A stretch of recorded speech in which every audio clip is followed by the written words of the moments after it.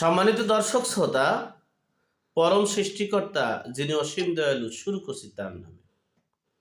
আজকের বিষয়, প্রধান নির্বাচন কমিশনার স্পষ্ট ভাষায় সুন্দর পদক্ষেপ বুঝিয়ে দিয়েছেন যে আওয়ামী লীগ যে কারণে নির্বাচনে অংশগ্রহণ করতে পারবে এবং পারবে না, সে বিষয়ে আপনাদের সাথে শেয়ার করার জন্য উপস্থিত হয়েছি।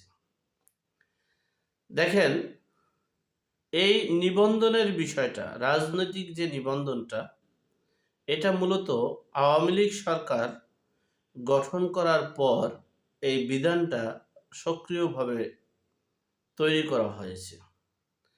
এই আওয়ামী লীগ সরকারের বিধান মতেই 2008 সালে বাংলাদেশ ইসলামী আন্দোলন অর্থাৎ চরমোনাইকে মনোনয়ন দেওয়া, নিবন্ধন করা হয়েছে। নিবন্ধনের বিষয়টা এমন জটিল করেছে, তার মন মতো হইলে তারা নিবন্ধন পেত, মন মতো হইলে পেত না, না হইলে পেত না। যাই হোক, সেই নিবন্ধন প্রক্রিয়া, আইন পাশ করে নিবন্ধন প্রক্রিয়া চালু হয়েছে। আর সেই নিবন্ধন প্রক্রিয়াটাই এখন মূল ইস্যু।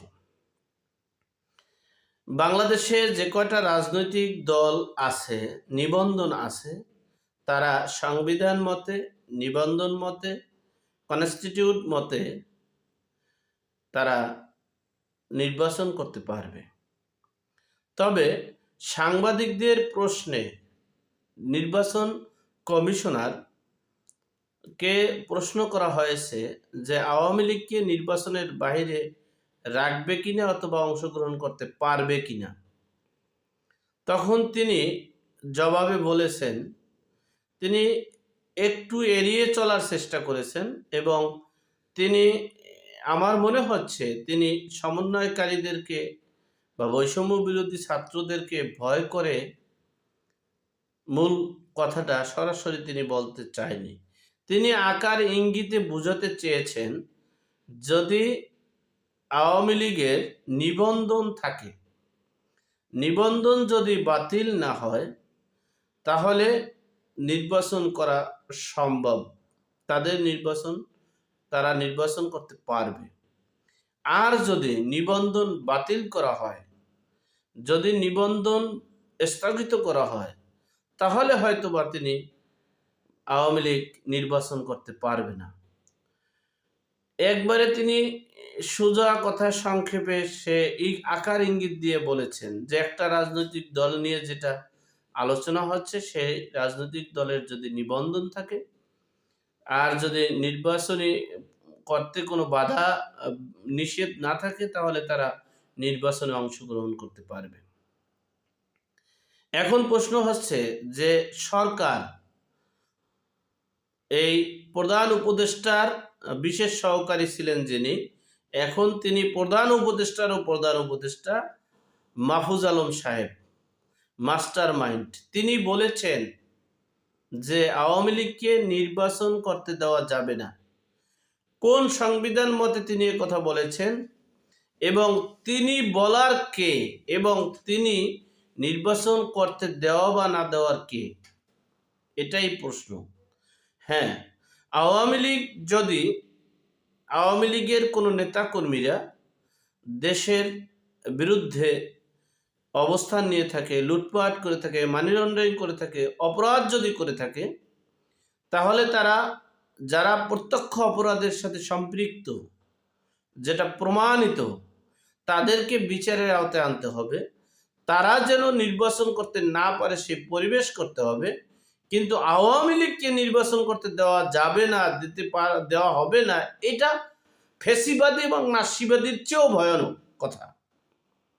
সুতরাং আগে বুঝতে হবে, আপনি প্রতিশোধ পরায়ণ হবে, দেশটাকে ধ্বংসের দিকে ধাবিত করবেন, দেশের জনগণকে প্রতিপক্ষ করে আপনি বেশি দিন টিকতে পারবেন না, ক্ষমতায় থাকতে পারবেন না। সুতরাং আপনি দেশ এবং সবার আগে দেশের জনগণ, এরপর হলো সব কিছু।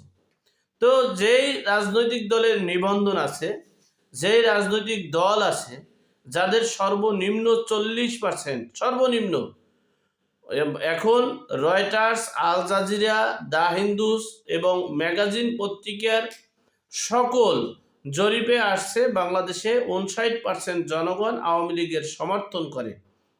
আর বাকি 50টা রাজনৈতিক দলের হলো 41% জনসমর্থন। সেখানে আপনি আওয়ামী লীগকে নির্বাচন করতে দিবেন না, আওয়ামী লীগ নির্বাচনে অংশগ্রহণ করবে না, করতে দেওয়া যাবে না, এটা বলার এখতিয়ার আপনাকে কে করেছে?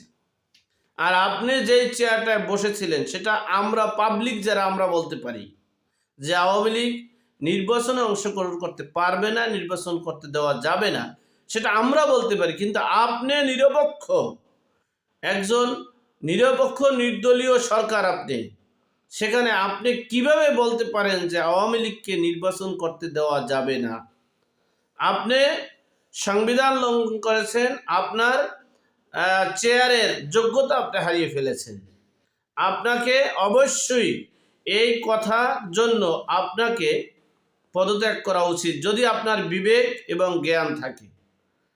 আর যদি আপনি নাস্যিবাদী, ফেসিবাদী যদি হয়ে থাকেন, তাহলে আপনি যা মন চায় তাই করতে পারবেন, আপনাকে কেউ ঠেকাবে না। এখন সময়ের ব্যবধানে, কালের পরিবর্তনে হয়তোবা এটার খেসারত হয়তোবা দেওয়া লাগতে পারে।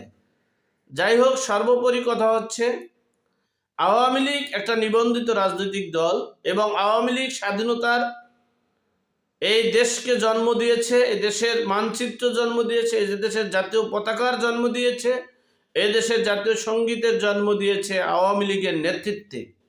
সুতরাং আওয়ামী লীগের কে নির্বাচন করতে আপনি দিবেন না, এই ফ্যাসিবাদী, এই নাৎসিবাদী ভাষাকে ঊর্ধ্ব করুন এবং জাতির কাছে ক্ষমা চান। হ্যাঁ, আমি বারবারই বলেছি গত 15 বছরে যে আওয়ামী লীগের নাম ব্যবহার করে, শেখ মুজিবুর রহমানের নাম ব্যবহার করে, শেখ হাসিনার নাম ব্যবহার করে যারা অপরাধ করছে তাদেরকে সর্বোচ্চ শাস্তির বিধান করা হোক এবং তারা যেন জীবনে নির্বাচন করতে না পারে সেই বিধিবিধান করা যেতে পারে। যাই হোক, আল্লাহ আমাদের সকলকে সঠিক জ্ঞান দান করার তৌফিক দান করুক। প্রিয় দর্শক, আজকের মতো এ পর্যন্তই। আসসালামু আলাইকুম।